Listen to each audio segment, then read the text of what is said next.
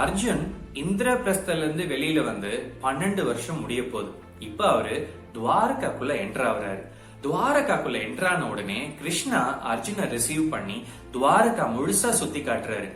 துவாரகா பாக்குறதுக்கு ஒரு party down மாதிரி பயங்கர பியூட்டிஃபுல்லா இருக்குது. எங்க பார்த்தாலும் செலிப்ரேஷன்ஸ், என்ஜாய்மெண்ட், பார்ட்டி அப்படின்னு போயிட்டு இருக்குது. அர்ஜுனுக்கு ஏதோ ஒரு ஹாலிடே ட்ரிப் மாதிரி இருக்குது.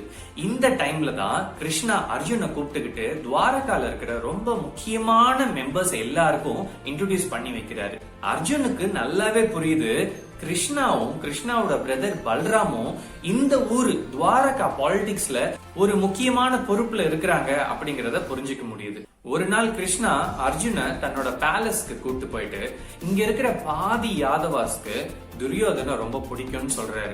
இது கேக்குறப்ப அர்ஜுனுக்கு என்ன ரிப்ளை பண்றது, ஏன் இத நம்ம கிட்ட சொல்றாருன்னு புரியாம அப்படியே சைலண்டா இருக்கிறாரு. அப்ப கிருஷ்ணா சொல்றாரு, சப்போஸ் உங்களுக்கும் துரியோதனுக்கும் சண்டை வந்துச்சு அப்படின்னா பாதி யாதவாஸ் துரியோதனுக்கு ஃபேவரபிளா இருப்பாங்க, உங்களுக்கு அகைன்ஸ்டா இருப்பாங்க.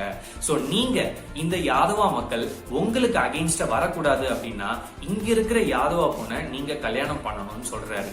கல்யாணம் பண்ணணும் அப்படின்னு சொல்லிட்டு தன்னோட பேலஸ்ல இருக்கிற ஒரு விண்டோவை திறக்கிறாரு. ஒரு 4-5 பெண்கள் கோவிலுக்கு போறத அர்ஜுன் பாக்குறாரு. பார்த்த உடனே சென்டர்ல ஒரு பொண்ணு ரொம்பவே அழகா இருக்கிறாங்க. இந்த பொண்ணு யாரு அப்படின்னு அர்ஜுன் கிருஷ்ணர் கிட்ட கேக்குறாரு. அதுக்கு கிருஷ்ணர் சொல்றாரு, அவதான் என்னோட தங்கச்சி சுபத்ரா.